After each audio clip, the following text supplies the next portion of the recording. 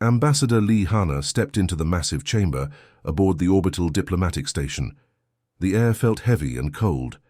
12 different alien species sat in a perfect circle around her, their eyes, tentacles, and crystal formations all focused on her with obvious hatred. The room was huge, bigger than any stadium on Earth. Strange lights flickered from the ceiling, casting weird shadows that made the aliens look even more frightening. Hana had been to this place many times before, but today felt different. Today felt final. A crystalline being that looked like a walking mountain of glass spoke first. Its voice echoed through the chamber like breaking ice. This was the chairman of the Galactic Federation Council, and Hana knew exactly why she had been summoned. Human representative, the creature said, each word dripping with disgust. Your species has become a problem that can no longer be ignored.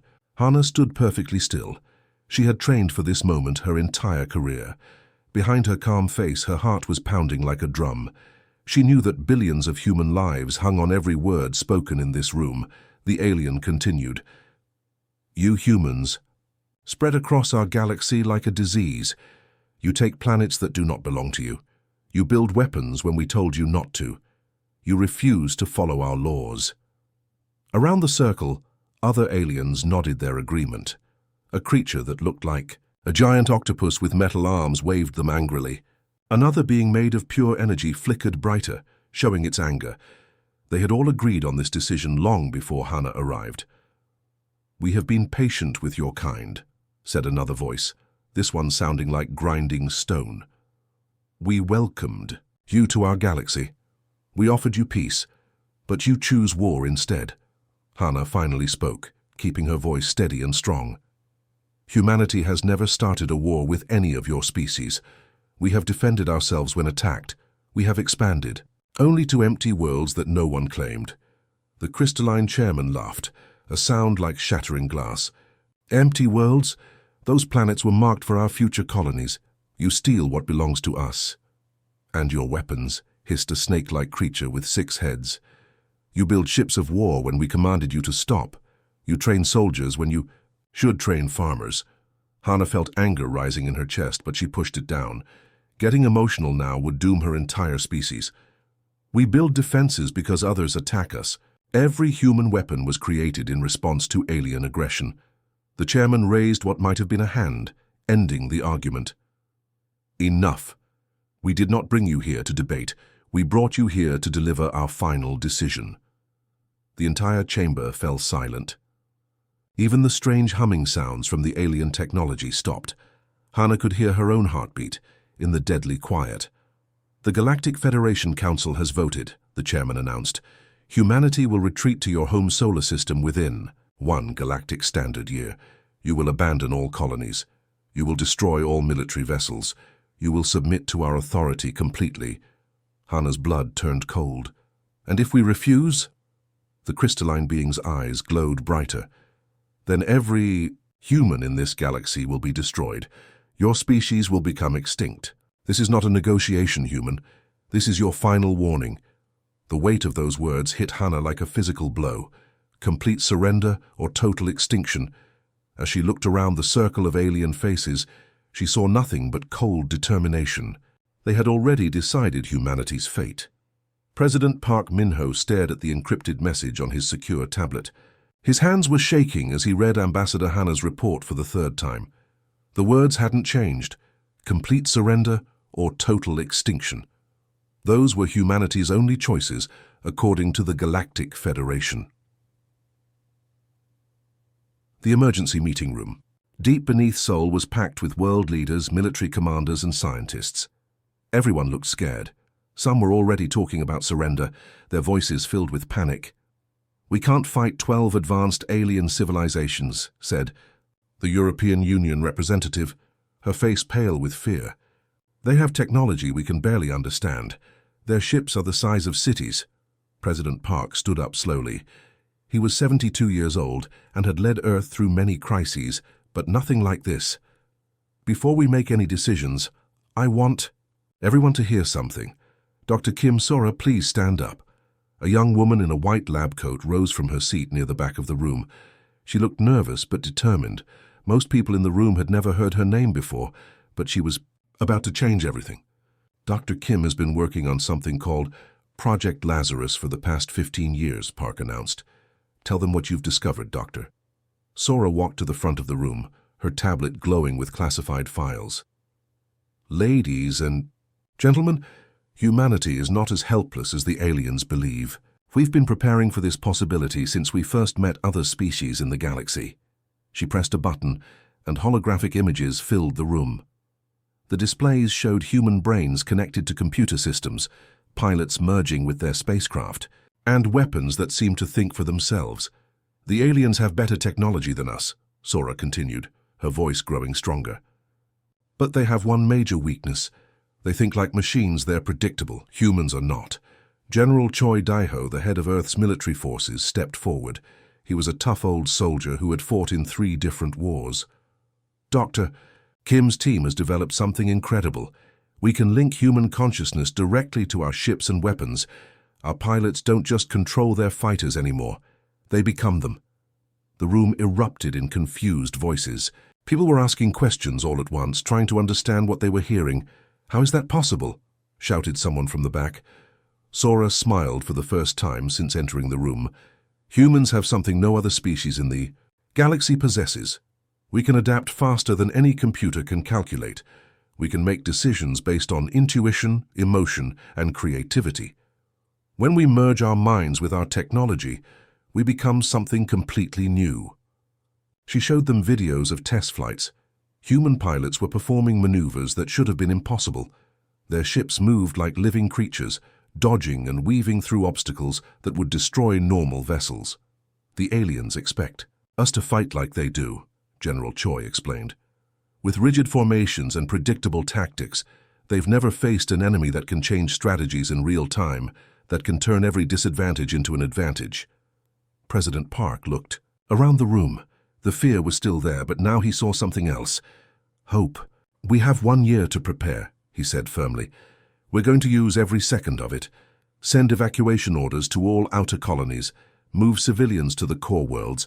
But the volunteers who stay behind will give those aliens the fight of their lives." Across human space, the word went out. Families said tearful goodbyes as children and elderly were loaded onto transport ships. But for every civilian who fled, 3 volunteers stepped forward to take their place in the defense forces. Humanity's greatest test was about to begin. Admiral Kang Junho stood on the bridge of the battleship Indomitable, watching his tactical display with grim satisfaction. 17 different star systems were about to be attacked simultaneously. The Federation fleets were massive, each ship looking like a floating city covered in weapon ports and shield generators. "Sir, enemy vessels are emerging from hyperspace," reported Lieutenant Kim Sora from her station. Her voice was steady, but Junho could see her knuckles were white as she gripped her console. The Federation had brought everything they had. Hundreds of massive warships appeared like deadly thunderclouds across human space. Each alien vessel was 10 times larger than the biggest human ship. Their weapons could turn entire moons into dust. All human vessels. "This is Admiral Kang." He spoke into his communicator. "Execute Protocol 7. I repeat, execute Protocol 7. What happened next looked like a complete disaster for humanity. Human defense platforms exploded in brilliant flashes of light. Orbital stations broke apart like toys hit by hammers. Human cruisers seemed to crumble under the overwhelming alien firepower.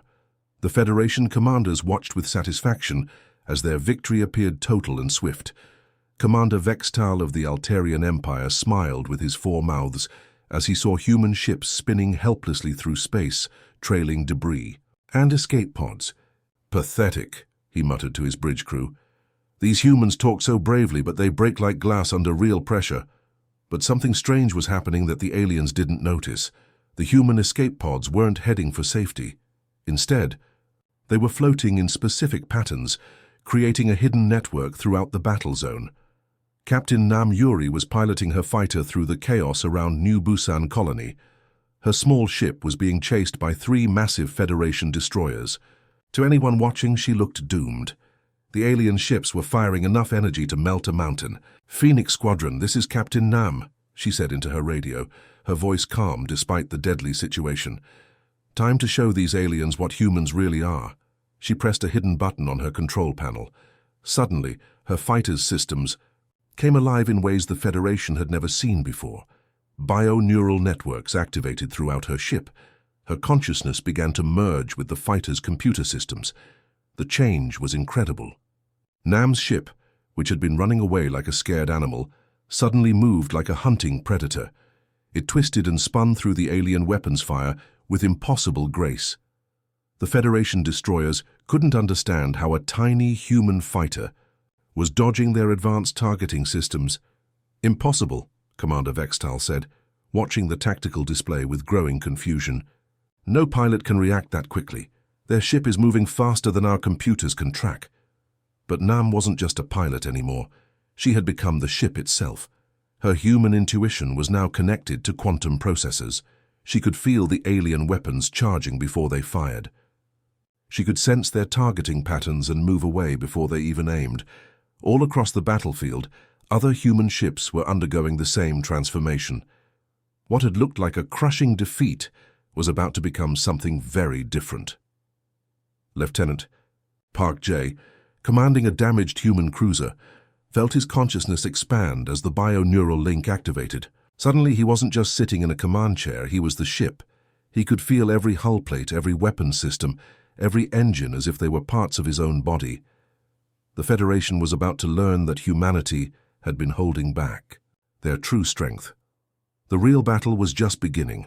Captain Oh-Seung felt the transformation begin as his consciousness flowed into the Defiant's bio-neural systems.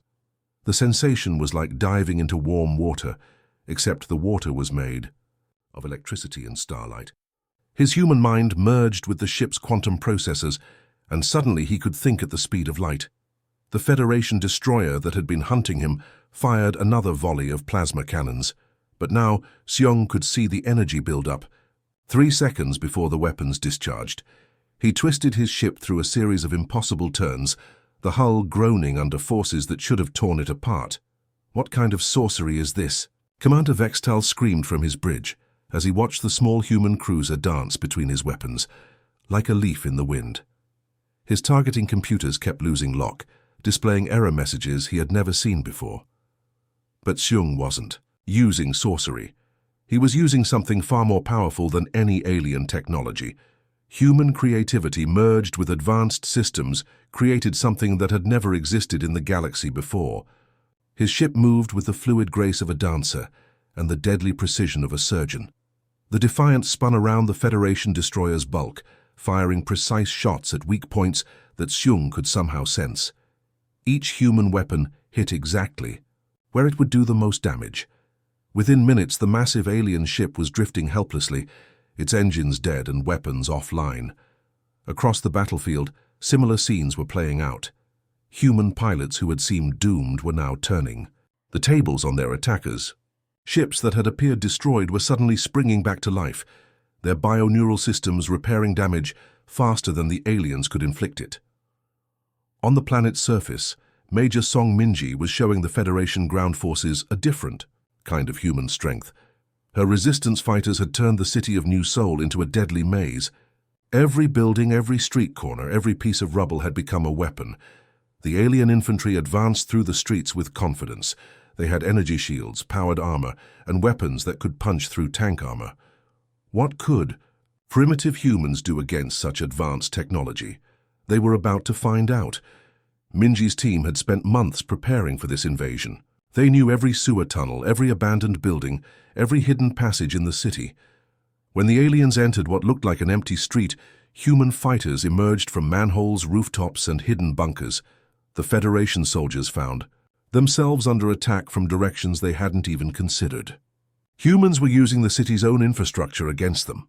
Water pipes became projectile launchers. Power lines became electric traps. Even the buildings themselves seemed to fight back as humans triggered carefully placed explosives that brought entire structures down on the invaders. "Sir, we're taking heavy casualties," reported an Altarian sergeant to his commander. "The humans are everywhere and nowhere. We killed 10 of them and 20 more appear from places that should be empty."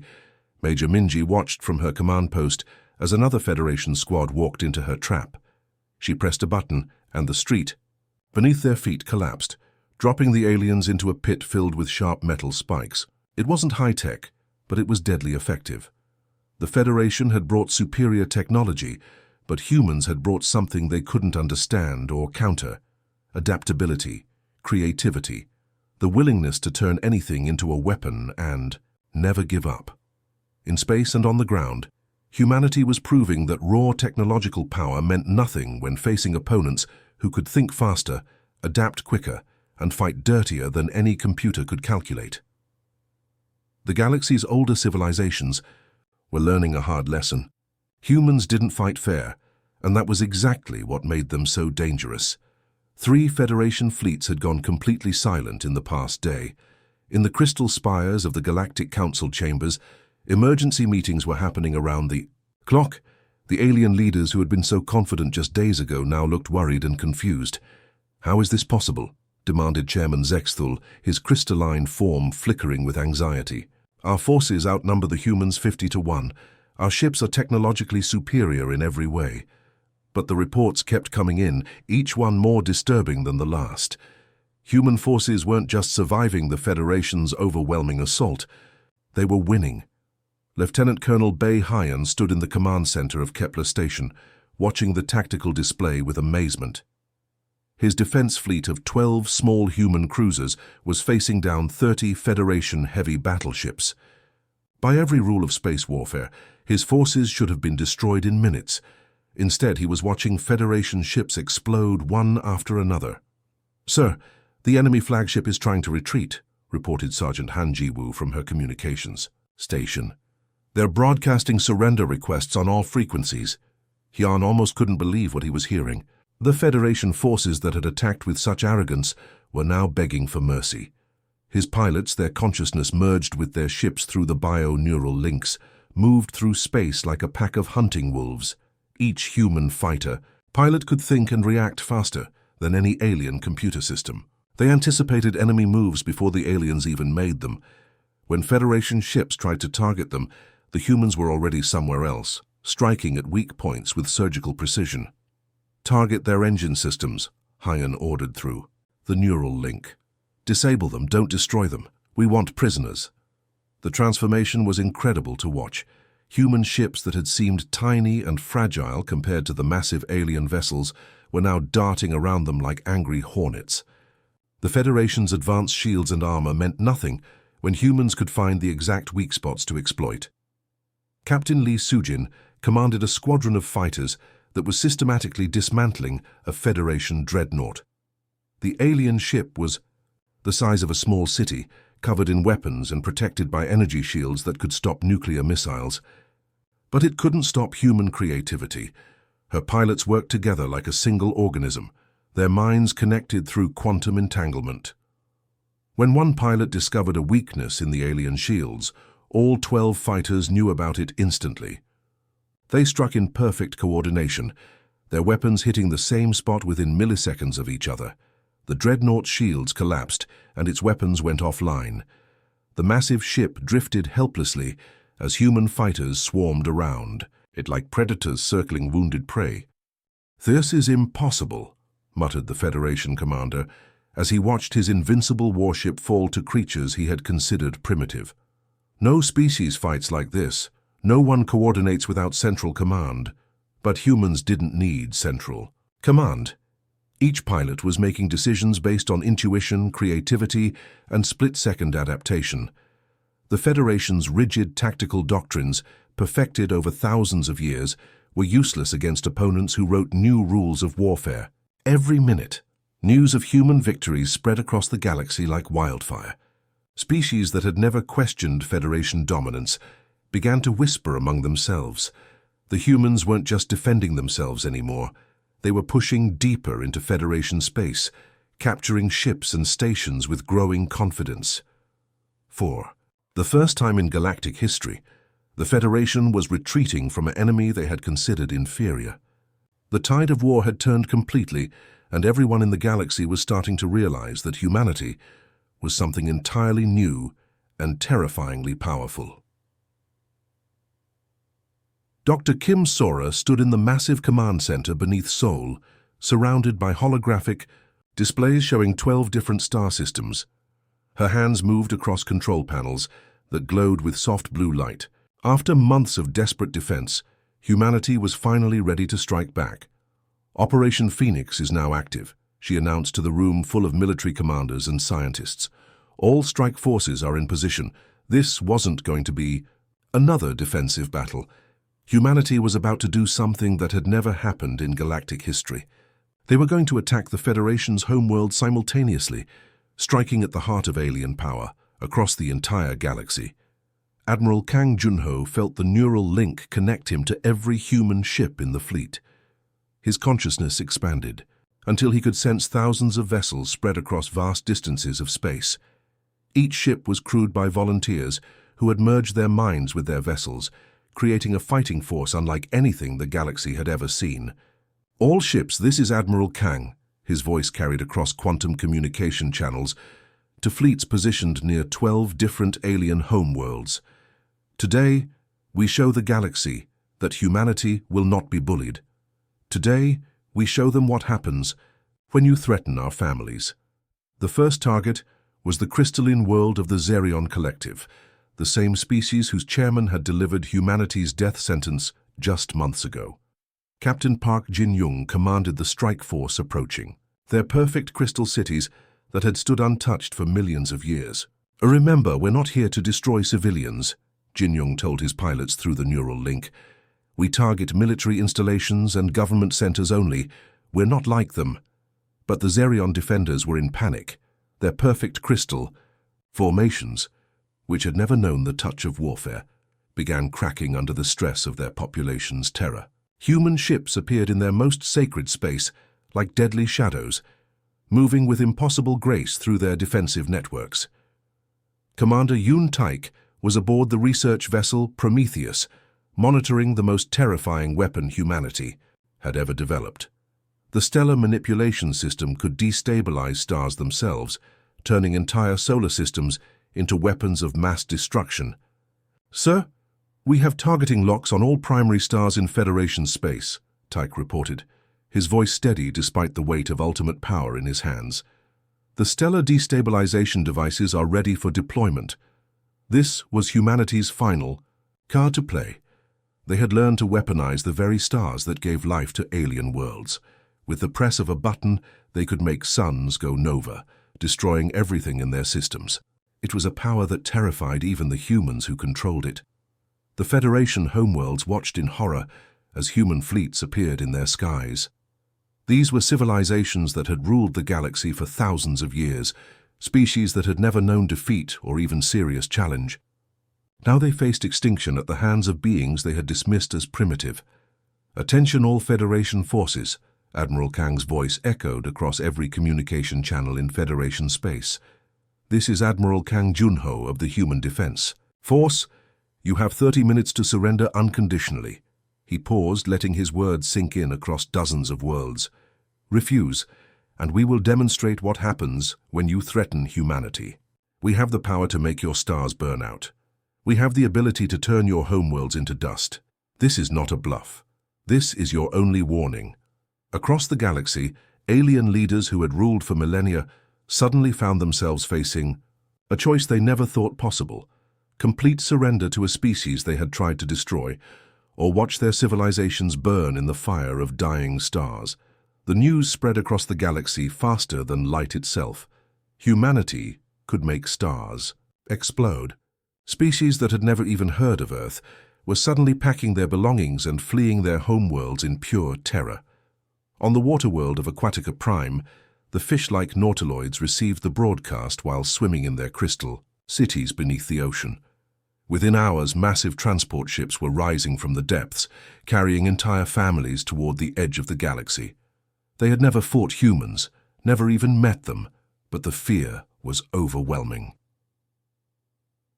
Captain Lee, Zojin stood on the bridge of the human dreadnought Retribution as it slowly moved into orbit around the Altarian capital world. Below her, billions of beings who had ruled this sector of space for 10,000 years were now hiding in underground bunkers.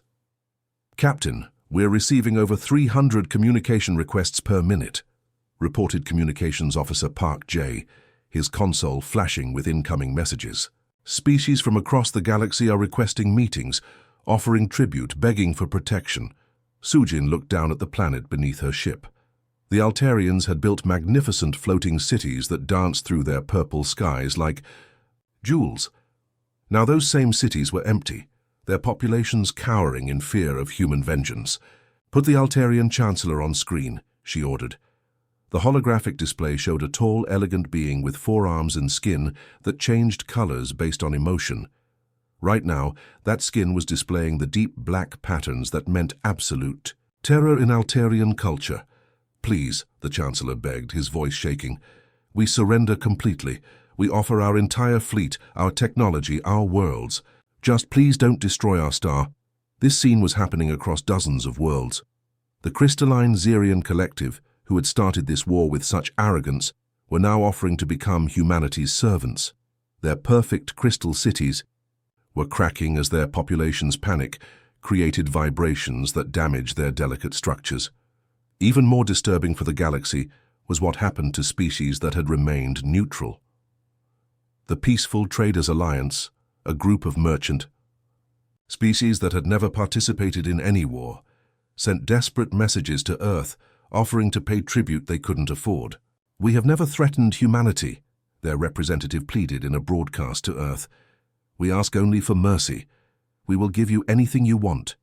Fear of human retribution became the driving force in galactic politics overnight.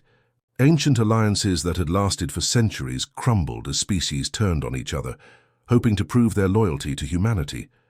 The insectoid hives, who controlled mining operations in the Outer Rim, began fighting each other to see who could offer humans the most valuable resources. They had never met a human, but they knew that angering Earth meant death. Dr. Kim Sora watched the flood of surrender offers and tribute payments flowing into Earth's communication networks. The transformation was almost too incredible to believe. Just months ago, humanity had been facing extinction. Now they were receiving offers of surrender from species they didn't even know existed. "Ma'am, the Ethereal Collective wants to discuss terms," reported Lieutenant Bei Hyon from the diplomatic station. "They're offering to share their dimensional travel technology. The Silicon Brotherhood is offering to build us a fleet of ships using their nano-construction methods," added another officer. "And the energy beings of Proxima 7 want to teach us how to exist as pure consciousness." The galaxy had been turned upside down completely. Fear of humanity had become so powerful that civilizations were willing to give up their most precious secrets just for the hope of human protection. Ancient species that had witnessed the birth and death of stars were now trembling at the mention of Earth's name. The humans had become something more terrifying than any galactic empire in history. They had become the thing that even the most powerful beings in the universe feared above all else. Ambassador Lee Hanna walked into the same orbital station where this nightmare had begun 6 months ago. But everything was different now. The grand chamber that had once echoed with alien arrogance was now filled with the sound of fear and desperation. The surviving members of the Galactic Federation Council were already waiting for her, but they weren't sitting in their proud circle anymore. They knelt on the floor like prisoners awaiting judgment. Their once mighty fleets were gone, reduced to burning wreckage floating in space around their devastated home worlds. Chairman Zexthul of the Xerion Collective, whose crystalline form had once glowed with confidence, now appeared dull and cracked. His voice, which had delivered humanity's death sentence with such certainty, now trembled like breaking glass. "Human ambassador," he whispered, unable to meet her eyes. We are prepared to discuss terms."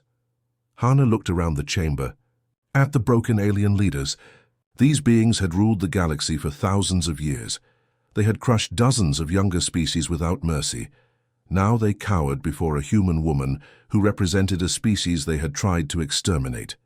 "Terms," Hana repeated, her voice calm, but carrying the weight of Earth's new power. "You misunderstand your situation. You are not here to negotiate. You are here to receive my government's decision about your future."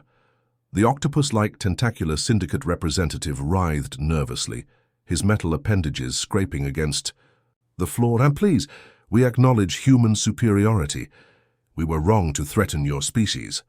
Wrong? Hana stepped closer to the kneeling aliens. You threatened to make humanity extinct. You attacked our colonies without warning. You killed millions of innocent people. The energy being from the plasma dominion flickered weakly, its usual bright glow reduced to barely visible sparks. We offer complete reparations, our entire military budget for the next century, our most advanced technologies, anything you desire. Hana activated a holographic display that showed the galaxy's current situation. Human battle stations now orbited every major world. Human fleets patrolled space routes that had been controlled by aliens for millennia. The stellar manipulation devices were positioned near dozens of Federation suns, ready to destroy entire solar systems at Earth's command. The human hegemony has made its decision, Hana announced formally. The Galactic Federation will be dissolved immediately.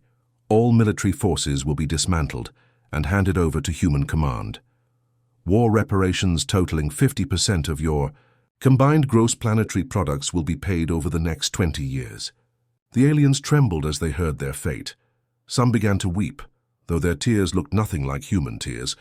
The snake-like serpentine empire representative shed scales that clattered to the floor like falling coins. However, Hana continued, and every alien in the room looked up with desperate hope. Earth is not interested in ruling through cruelty. We offer you an alternative to complete destruction. She paused, watching their desperate faces carefully. Accept human leadership. Willingly. Follow Earth's laws, contribute to galactic peace under human guidance. Do this, and your species will be allowed to prosper under the human hegemony's protection. Chairman Zexthul spoke in a voice so quiet it was barely audible. And if we refuse these terms? Hana's expression didn't change, but her words carried the promise of absolute destruction. Then your stars will die and your civilizations will become dust floating in empty space. This is not a negotiation. This is mercy. The chamber fell silent except for the soft sounds of alien fear. Finally, Chairman Zexthul bowed his crystalline head until it touched the floor. We accept human dominion, he whispered.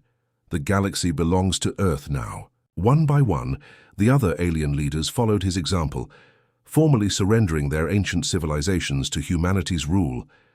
The galaxy had a new master, and resistance was no longer just futile, it was unthinkable.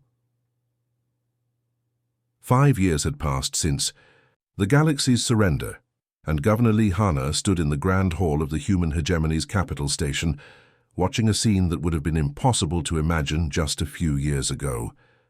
Alien dignitaries from across the galaxy were lined up to pay their respects to Earth's representatives, their heads bowed in genuine submission.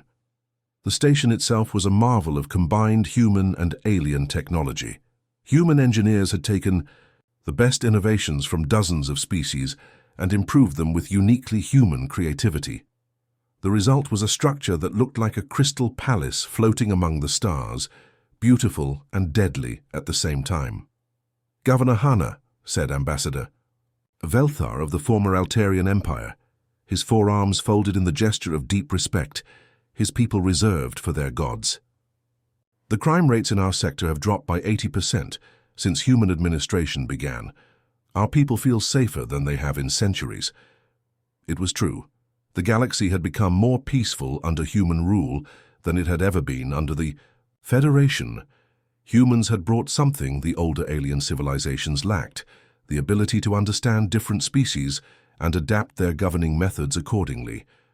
Dr. Kim Sora, now Director of Galactic Sciences, approached with her daily report. The woman who had developed the technology that saved humanity was now overseeing the expansion of human influence to distant galaxies. Ma'am, our exploration fleets have made first contact with civilizations in the Andromeda approach, Sora reported, her tablet glowing with star charts and diplomatic messages. 17 different species have requested protection under the human hegemony. Hana nodded, unsurprised. Word of human protection had spread beyond their own galaxy. Species that had never heard of Earth were now seeking humanity's guidance, hoping to avoid the fate of the Federation species, who had chosen war over peace. Admiral Kang Junho materialized as a hologram beside them, his consciousness now permanently linked to the galaxy's defense network. His physical body remained in the neural command center on Earth, but his mind could be anywhere in human space instantly. "The defense grid is operating at full efficiency," he reported. "Our battle stations are monitoring 437 major worlds. No unauthorized military activity detected anywhere in the galaxy. Those battle stations were a constant reminder of human power. Each one was capable of destroying entire planets, and everyone in the galaxy knew it. But surprisingly, most species found comfort in their presence rather than fear. The insectoid hives have completed construction of the new trade stations," added Commander Park Jin-young, who now oversaw economic development across human space. "They're requesting permission to expand into the outer spiral territories." The transformation had been remarkable. Former enemies were now eager partners in building something greater than any of them could have achieved alone. The galaxy's economy was booming under human management, with trade routes that connected civilizations that had been isolated for thousands of years. "There's something else," Sora said, her voice carrying excitement. "The energy beings of Proxima. 7 have offered to teach us their consciousness transfer techniques. They believe humans might be the first species capable of mastering both physical and energy-based existence." Hana walked to the massive viewing window that showed the stars stretching endlessly in all directions. Human exploration vessels were already heading toward distant galaxies, carrying both the promise of protection and the implicit threat of human power to civilizations yet unknown. She thought about humanity's incredible journey from a threatened species facing extinction to the undisputed rulers of the galaxy. It had taken creativity, determination, and the willingness to do whatever was necessary to survive. "Schedule meetings with the Andromedan representatives," she decided. "It's time to expand the human hegemony beyond our galaxy. The stars belong to humanity now, and they were just getting started."